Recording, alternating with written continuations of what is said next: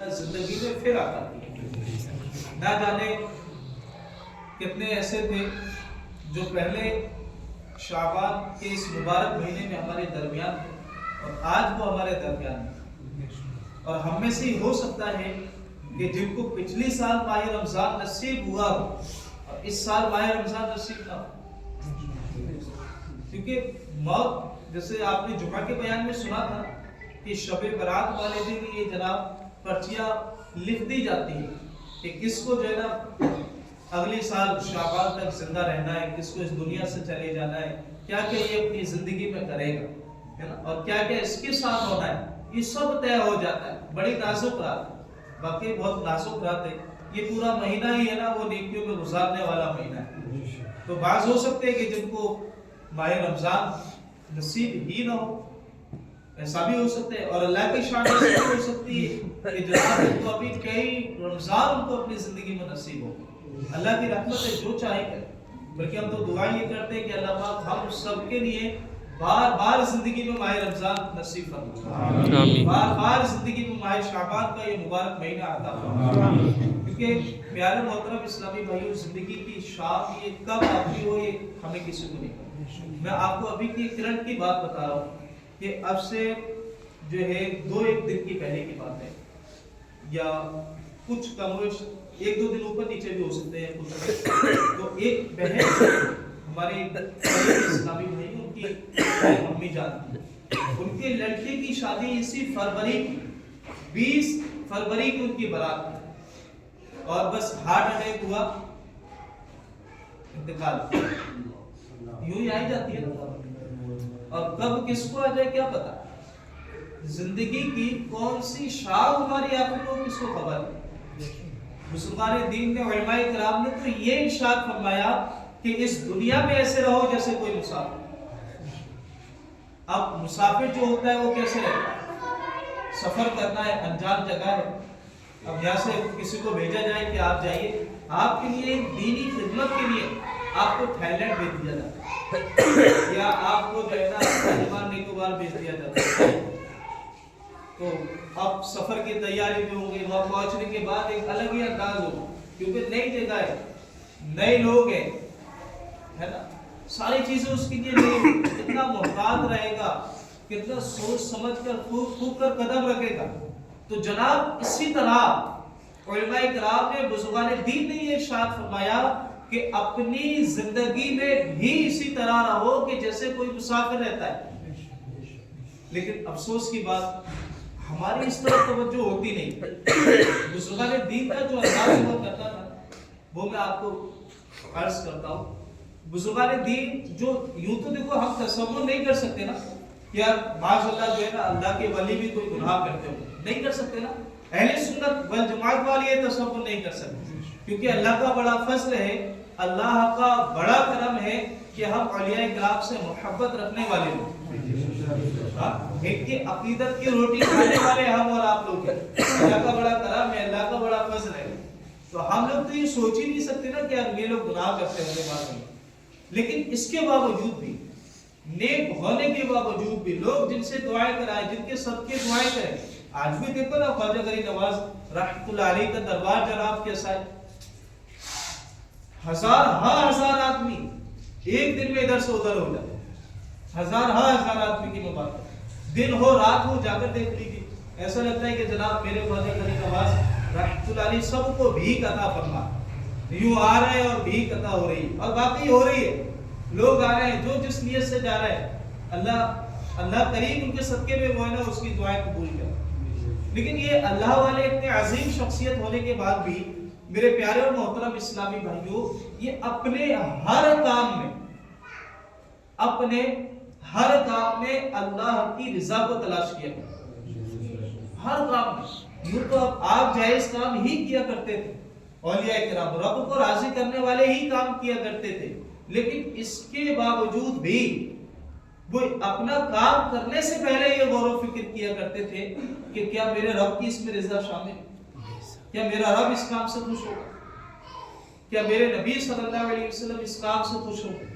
لیکن اب ہم غور کریں جو اولیاء کرام کی پیروی کرنے والے لوگ ہیں، اولیاء کرام سے محبت کرنے والے ہم لوگ ہیں. کیا میں اور آپ اس چیز پر غور و فکر کرتے ہیں کہ میں جو کام کرنے جا رہا ہوں یا میں نے جو کام کیا ہے اب تک، جس کی جو عمر ہو چکی ہے، جس کی جو ایج ہو چکی ہے، وہ سب اپنے آپ پر غور کریں اور غور و فکر کریں.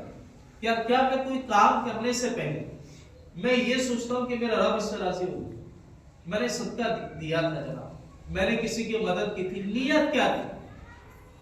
واہ کی نیت تھی یا جناب رب کی رضا پانی؟ کسی غریب کو کھانا کھلایا، کسی کی مدد کی تھی بیچارے. تو اب ایسا تو نہیں ہے کہ جب بھی وہ میری نگاہوں کے سامنے آتا ہے تو وہ میرے سامنے بول ہی نہیں سکتا.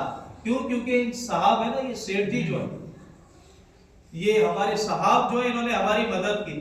اب یہ جناب جو ہے نا غریب، اس کے سامنے بول ہی نہیں سکتا. نہیں، اگر ایسا ہے تو نیت پہ غور کرنا چاہیے.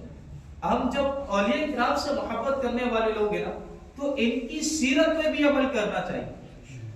امام غزالی رحمۃ اللہ علیہ نے ارشاد فرمایا، اپنے بیٹے کو نصیحت کرتے ہوئے ارشاد فرمایا کہ بیٹا 100 سال حصول علم میں مصروف رہو اور 1000 کتابیں بھی جمع کر لو، لیکن بغیر عمل کے اللہ کی رضا پہ مستحق نہیں ہو سکتے. اب جو بھی ہم نیک اعمال کریں اس پہ ہم اپنی نیتوں پر غور کریں. آج میری جناب کتنی عمر ہو چکی ہے، میں نے جو بھی اپنی زندگی میں جو بھی عمل کیے ہیں، کیا اس میں میرے رب کی رضا شامل تھی؟ اگر نہیں تھی تو میں نے کس کے لیے جو عمل کیا تھا، میری نیت کیا؟ آئیے اسی کے نا ریلیٹڈ، اسی کے متعلق ایک بزرگ رحمۃ اللہ علیہ کا بہت پیارا واقعہ بتاتا ہوں. آپ کو امید ہے کہ اگر میں اور آپ اسے توجہ کے ساتھ سن لیں اور نصیحت حاصل کرنے کی نیت سے میں نے اور آپ کو اس کو سنا، مجھے اللہ کی ذات سے امید ہے کہ انشاءاللہ میری اور آپ کی دل کی یہ دنیا ہے یہ اللہ نے چاہا تبدیل ہو. پیارے محترم اسلامی بھائیوں، خراسان کے ایک بزرگ رحمۃ اللہ علیہ کو خواب میں حکم ہوا کہ تاتاری قوم میں اسلام کی دعوت پیش کر. اس وقت ہلاکو خان کا بیٹا تابودار خان برسر اقتدار تھا، یعنی وہ بادشاہ تھا. وہ بزرگ رحمۃ اللہ علیہ سفر کر کے تابودار خان کے پاس تشریف لے آئے. سنتوں کے پیکر وارث مسلمان مبلغ کو دیکھ کر اس سے مسخری سنی اور کہنے لگا، میاں یہ تو بتاؤ کہ تمہاری داڑھی کے بال اچھے، تمہاری داڑھی کے بال اچھے یا میری کتے کی دم اچھی؟ بات اگرچہ یہ پیارے اسلامی بھائیوں غصہ دلانے والی تھی، مگر چونکہ وہ ایک سمجھدار مسلمان تھے، لہذا نہایت نرمی کے ساتھ فرمانے لگے، میں بھی اپنے خالق و مالک اللہ پاک کا کتا ہوں. اگر جان نثاری اور وفاداری سے اسے خوش کرنے میں کامیاب ہو جاؤں تو میں اچھا ہوں، ورنہ آپ کے کتے کی دم مجھ سے اچھی، جبکہ وہ آپ کا فرمانبردار اور وفادار ہے، کیونکہ وہ ایک باعمل مبلغ. میرے پیارے محترم اسلامی بھائی، غیبت و چغلی، عیب جو اور بد کلامی نیز بزرگ ہوئی وغیرہ سے دور رہتے ہوئے اپنی زبان کو ذکر اللہ سے ہمیشہ تر رکھتے تھے. لہذا ان کی بات سے نکلے، ان کی زبان سے نکلے ہوئے یہ میٹھے بول تاثیر کا تیر بن کر تابودار خان کی دل میں پیوست ہو گئے. جب اس نے اپنے زہریلے کانٹے کے جواب میں اس باعمل مبلغ کی طرف سے خوشبودار مدنی پھول پایا تو پانی پانی ہو گیا اور نرمی سے بولا، آپ رحمت اللہ علیہ میرے مہمان ہیں، میرے ہی یہاں قیام فرمائیں. چنانچہ آپ رحمت اللہ علیہ اس کے پاس مقیم ہو گئے. تابودار خان روزانہ رات آپ رحمت اللہ علیہ کی خدمت میں حاضر ہو. آپ رحمت اللہ علیہ نہایت ہی شفقت کے ساتھ اسے نیکی کی دعوت پیش کرتے. آپ کی سعید فہم نے تابودار خان کے دل میں مدنی انقلاب برپا کر دیا.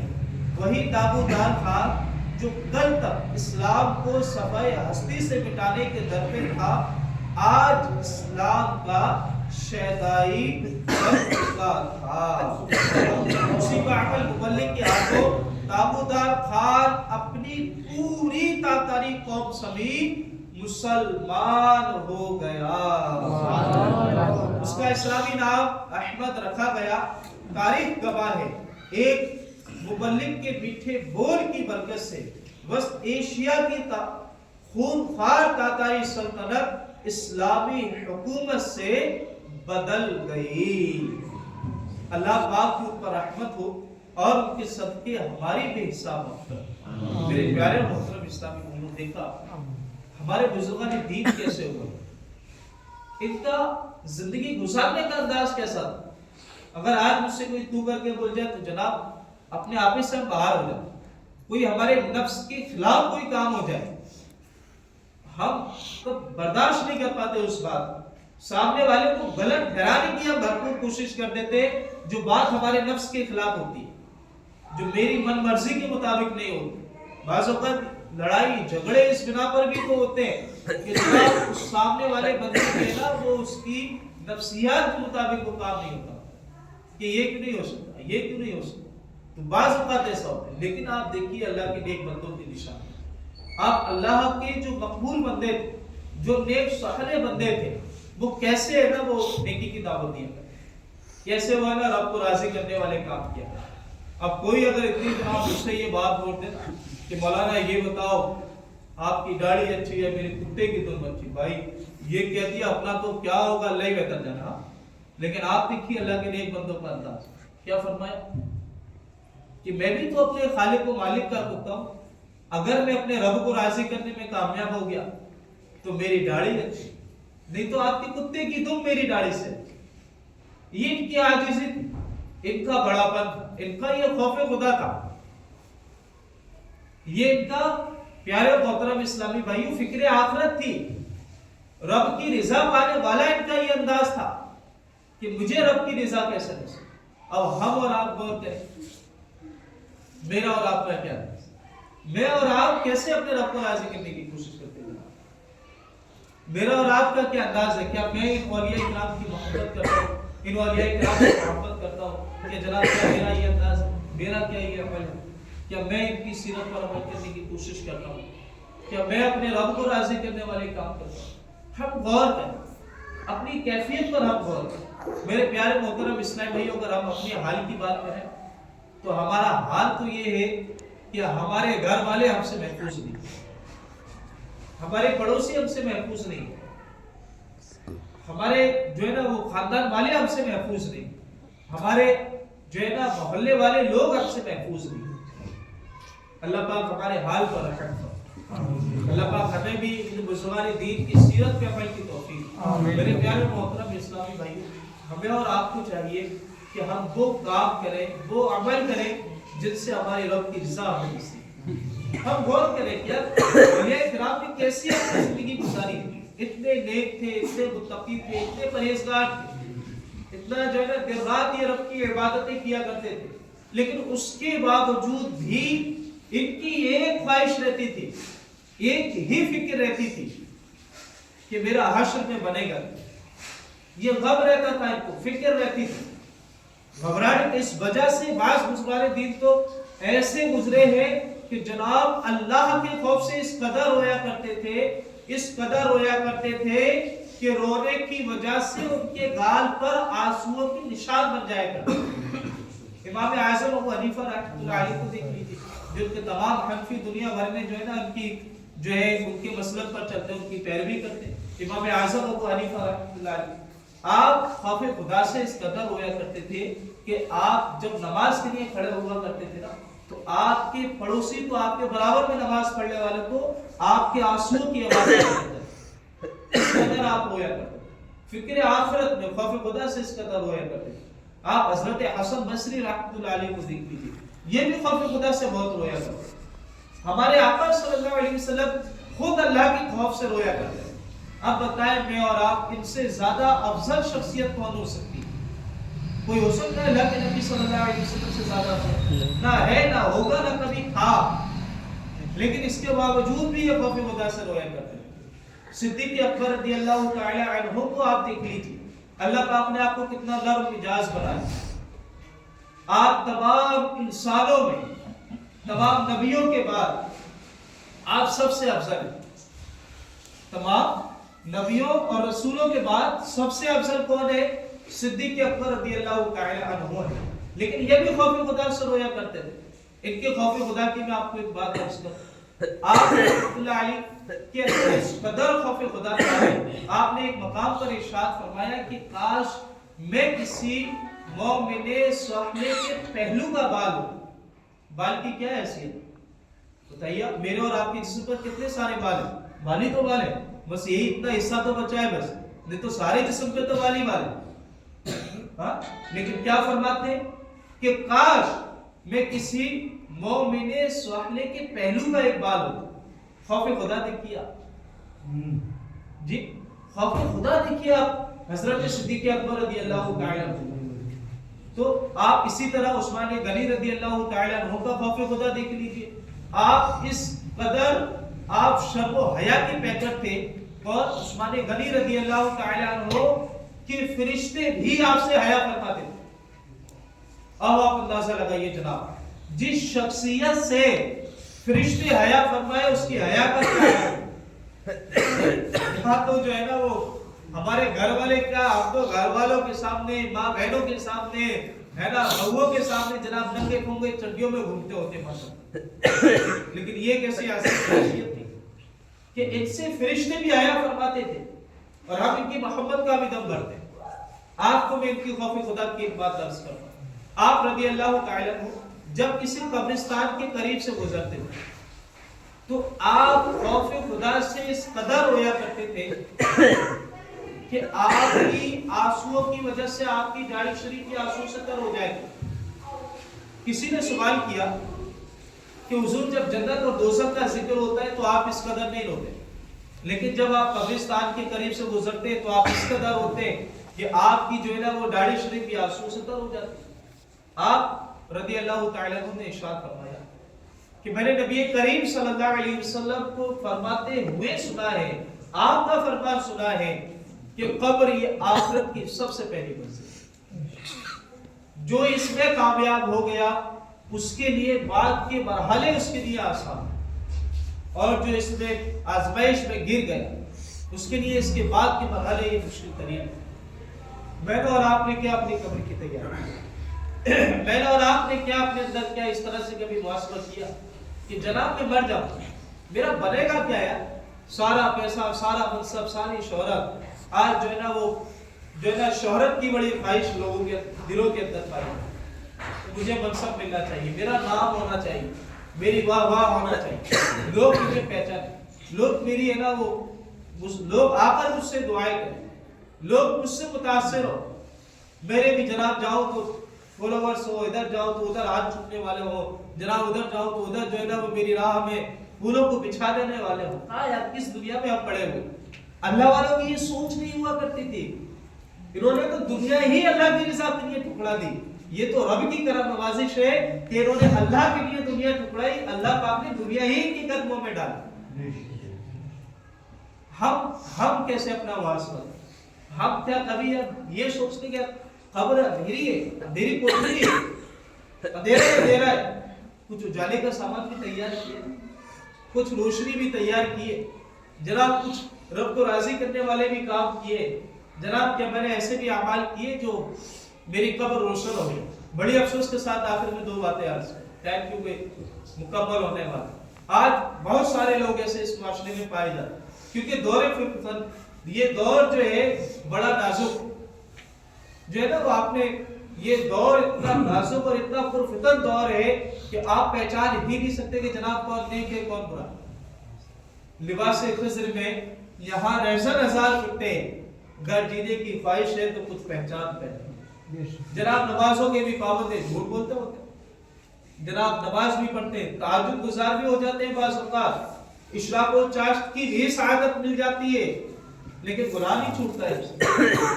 جی ہاں، غیبت کرنا نہیں چھوڑتے، لوگوں کی توجہ ادھر رکھے. تمام اسلام جو ہے وہ لوگوں کی نا برائی کرنا چھوڑتے ہی نہیں ہے.